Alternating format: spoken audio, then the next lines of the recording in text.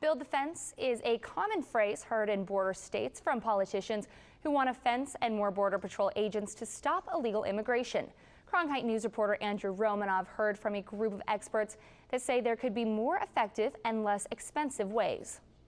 And complete the dang fence. It'll work this time.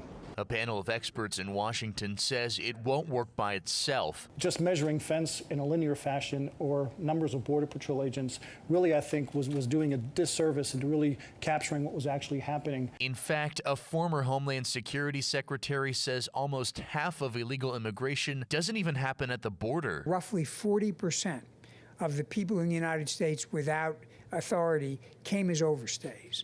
And one of the reasons that's important is because that is not a pathway into the country that is going to be dealt with by lining up people between the ports of entry. Fences can work in border cities, he says. They slow people down and give border agents time to act. Because a fence doesn't, after all, keep people out forever. All it does is slow them up. But wide open desert with no humans for miles calls for a different strategy. It's a little bit like playing football. You don't put everybody up on the line. You want to have some people playing back, because sometimes the way you're going to wind up intercepting something is by playing back of the line. If Congress wants more fencing, it'll cost more money. A recent report says the federal government already spends more on immigration enforcement than on the FBI, DEA, ATF, U.S. Marshals, and Secret Service combined. But while they argue over numbers, there's one that politicians don't want to hear. 100% operational control is just not achievable.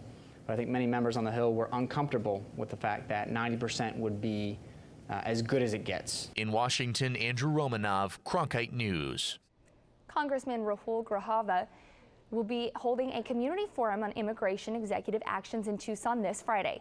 Students and families who have been directly affected by DACA and DAPA will share their stories.